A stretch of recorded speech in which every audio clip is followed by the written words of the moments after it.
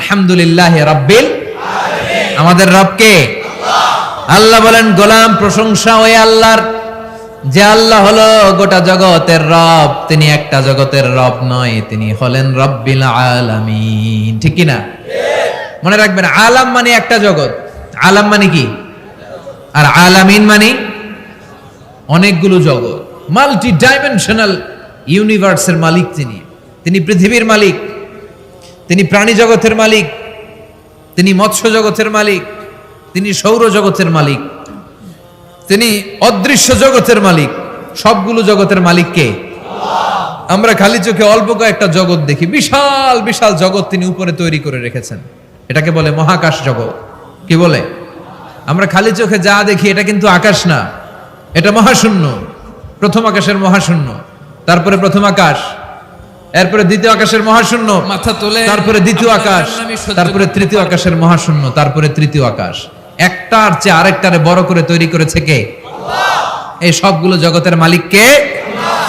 এজন্য রাব্বুল আলামিন বলেন আলহামদুলিল্লাহি রাব্বিল আলামিন। কেমন করে আল্লাহর প্রশংসা করব, বুঝতে পারছেন?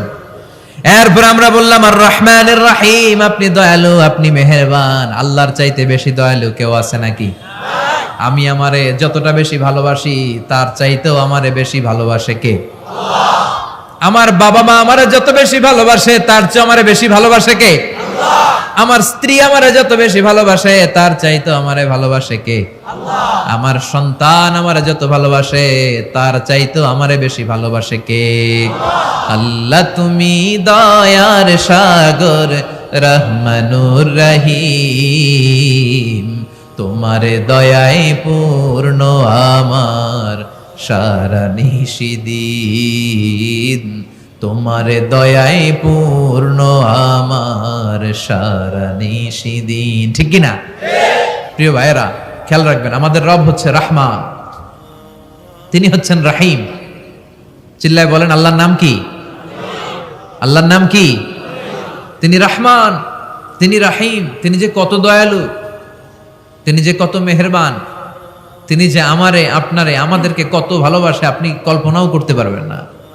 এজন্য নেভার লুজ হোপ, আশা হারানো যাবে না। আল্লাহর উপর ভরসা লাগে? হ্যাঁ, আল্লাহর দয়ালু বলে মনে হয়? ইনশাআল্লাহ পড়বেন না? নেভার লুজ হোপ, আশা ছেড়ে দিও না। এটা কার কথা? আল্লাহর কথা থেকে নিয়ে না শীতটা বানানো। আয়াতটা হচ্ছে লা তাইআসু মির রাহিল্লাহ, আল্লাহর রহমত থেকে নিরাশ হবা।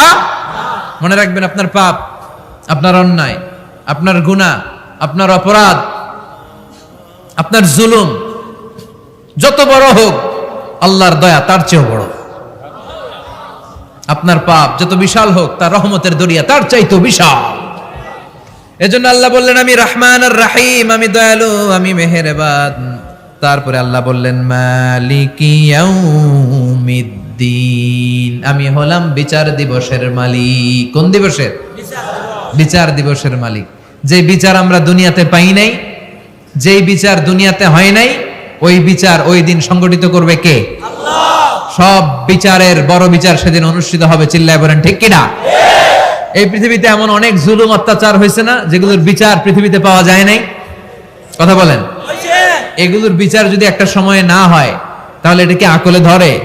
This worldly life, it will B a joke.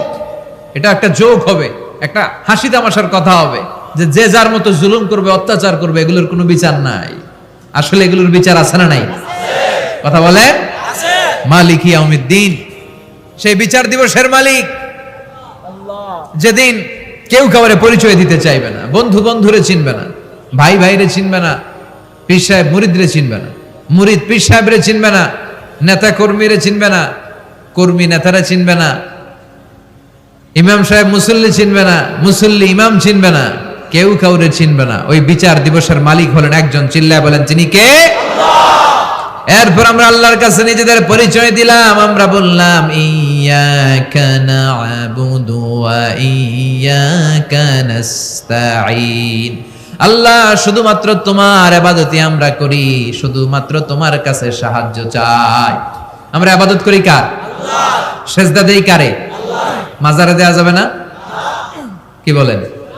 মাজারও দুই একটা দিলাম, মসজিদেও দিলাম, মাজারেও দিলাম। এই ভাগাভাগি করা যাবে? আল্লাহর সাথে ভাগাভাগি চলে? আল্লাহ হচ্ছে বড় সাহেব, সব রাজার বড় রাজা, তার সাথে কোনো ভাগাভাগি চলে না। চিল্লাই কোন ঠিক কিনা? ইবাদতের পুরোটা তারে দিয়ে দিতে হবে, সেজদা দিতে হবে শুধু একটা জায়গায়, সেজদা পাওয়ার অধিকারী শুধু একজন, চিল্লায় বলতে হবে তিনি কে? আল্লাহ।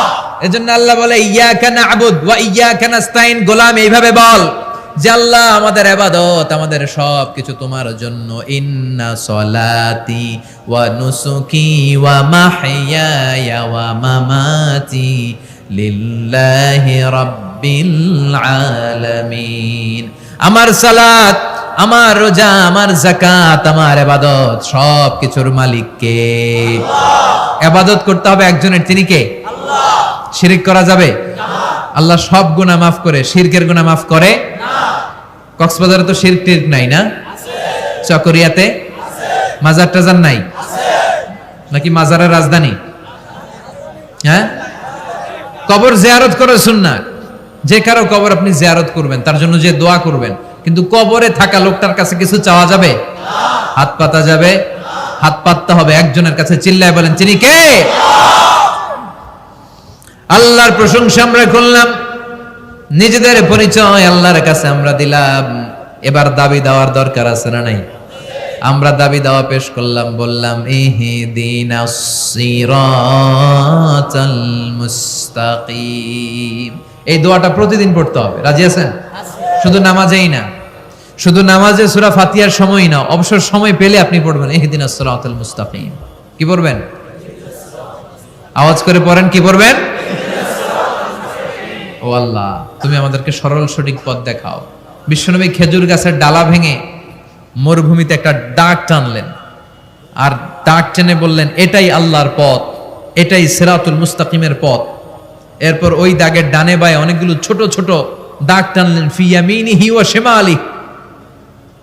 আর বিশ্বনবী সাল্লাল্লাহু আলাইহি ওয়াসাল্লাম বললেন হাযিহি সুবুল মুতাফাররিকা, এগুলো হচ্ছে নানা পথ, নানা মত, এগুলো শয়তানের পথ, শয়তানের মত, শয়তানের হাতছানি। তোমাদেরকে এই সোজা পথে, কোরআনের পথে চলতে হবে। ডানে বায়ে শয়তানের অনেক পথ, অনেক মত তোমাদেরকে হাতছানি দিবে, লোভ দেখাবে, তোমাদেরকে প্রভাবিত করতে চাইবে, তোমাদের ঈমান নষ্ট করতে চাইবে, কিন্তু মুমিন ডানে বায়ে তাকাবে না। চিল্লায় এখন ঠিক কিনা?